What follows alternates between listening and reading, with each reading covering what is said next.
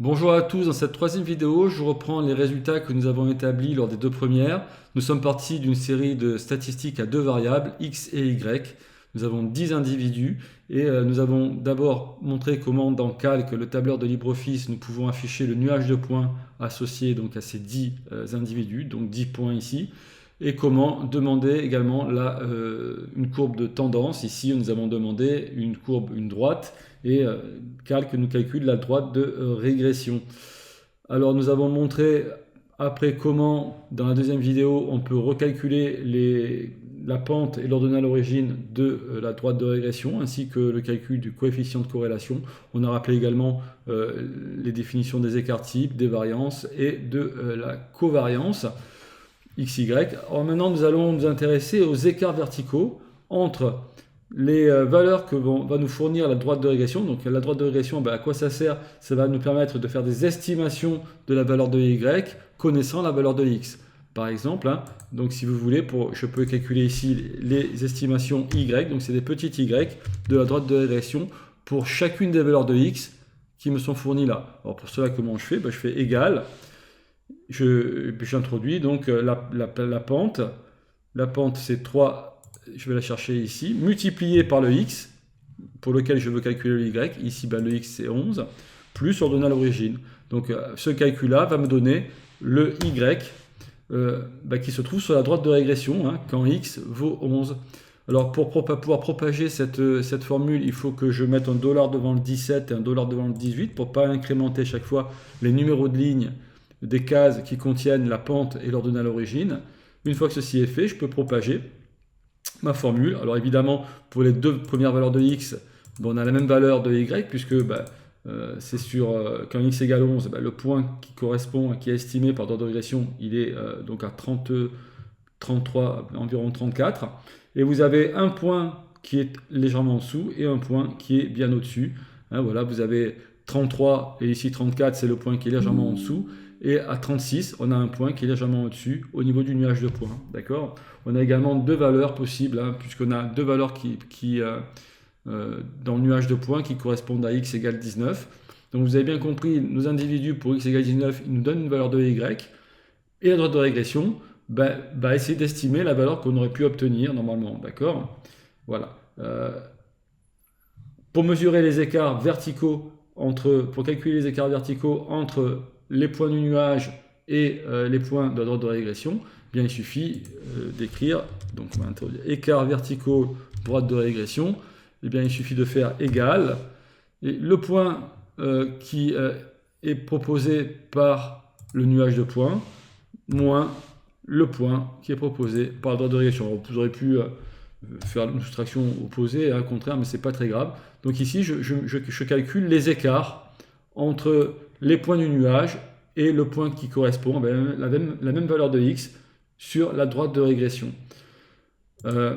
Si je fais d'ailleurs la moyenne, la somme de ces... On peut faire la somme. Si on fait la somme de ces écarts, on va obtenir 0. Ça, c'est une première propriété qui est très importante.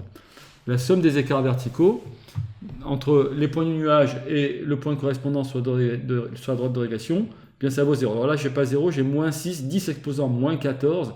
Moins 14, ça veut dire qu'on a moins, et puis le 6 se trouve à la 14e décimale.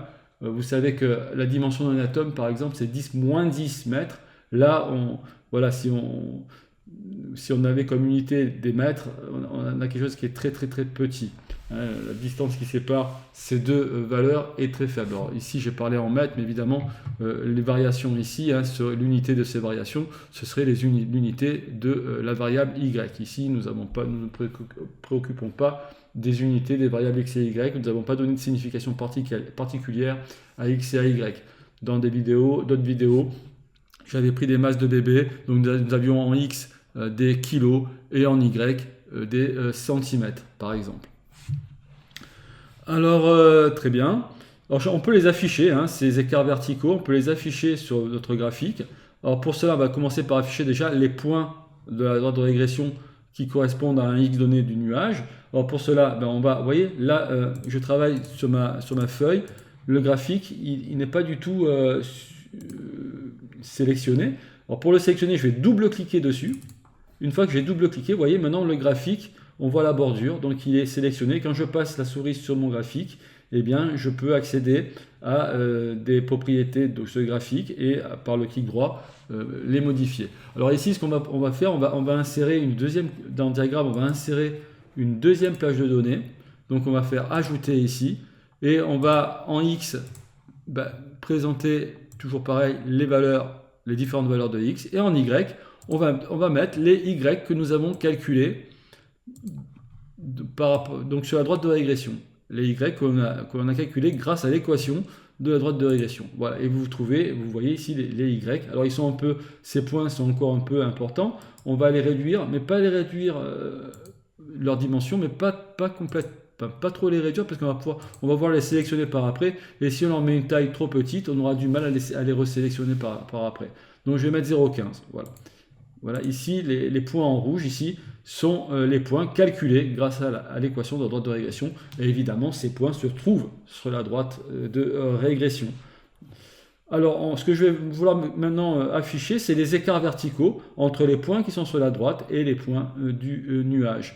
Pour ça, on va partir des points qui se trouvent sur la droite de régression, en rouge, et on va demander d'insérer, donc ça c'est la valeur que l'on a estimée grâce à la droite de régression, et on va demander d'insérer la barre d'erreur, l'erreur que l'on fait en prenant le point sur la droite de régression plutôt que le point du nuage. Comme on connaît les valeurs des points du nuage, on sait calculer les erreurs.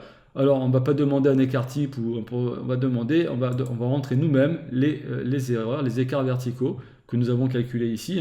La dernière colonne, la colonne J, ce sont les écarts verticaux. On va demander, alors je vais agrandir un petit peu ici parce qu'on va pas, vous voyez, on ne voyait pas toutes les possibilités de la fenêtre, là, de l'onglet barre d'erreur Y. Donc c'est bien des barres d'erreur en Y, une barre d'erreur en verticale. On va entrer nous-mêmes les erreurs. On va les afficher de façon symétrique en X et en Y, même parce qu'on ne sait pas a priori si l'erreur est positive ou négative. Là, on est un peu embêté par rapport à ça. Et on va rentrer des valeurs on va rentrer les valeurs ici en utilisant la case positive. Alors, on ne sait pas nos erreurs. Il y en a des positives, il y en a des négatives. Il faudrait les distinguer pour le logiciel CAC. On ne va pas les distinguer ici.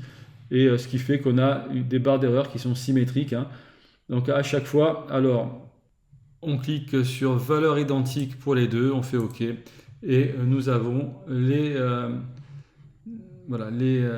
barres verticales qui nous indiquent les écarts entre le point sur la droite de régression et le point que nous avons sur le graphe. Parfois, vous voyez, vous avez deux valeurs en X, donc évidemment, là, le logiciel va arbitrairement choisir une des deux valeurs. Par exemple, ici, pour la X égale 19, vous voyez, il prend la barre verticale correspond à l'erreur la plus petite. Si on veut distinguer les deux, il faudrait par exemple modifier nos valeurs en entrée. Enfin, il ne faudrait pas faire ça évidemment, mais là, pour vous montrer le fonctionnement du logiciel, je vais modifier la dernière valeur de X. Je vais prendre par exemple plutôt 18. Je vais mettre 18 ici. Alors déjà, vous voyez, vous changez une des valeurs des données, Calc recalcule refait tous les calculs que nous lui avons programmés, que nous lui avons demandé de faire, que nous avons programmé. Et que nous avons défini par des formules. Donc il refait tous ces calculs-là pour mettre à jour la feuille ici. Et vous voyez, maintenant, on a bien... alors là aussi, vous aviez deux points. Alors, si je veux pour x égale 13, si je mets un x égale 13 et un x égale 14, on va pouvoir distinguer les deux points, vous voyez. Voilà, c'est plus joli. Pareil, ici, on avait deux points au même endroit. En général, quand on va faire des séries... non, en général, il n'y a pas de règle, mais en général, on a des valeurs de x qui sont souvent différentes si si on fait des mesures avec un certain niveau de précision. Enfin voilà. Bon,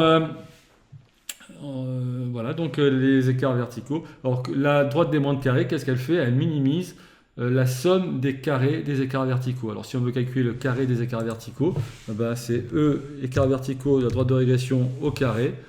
On fait le carré des écarts verticaux. Voilà, sans surprise. On propage. On en fait la somme.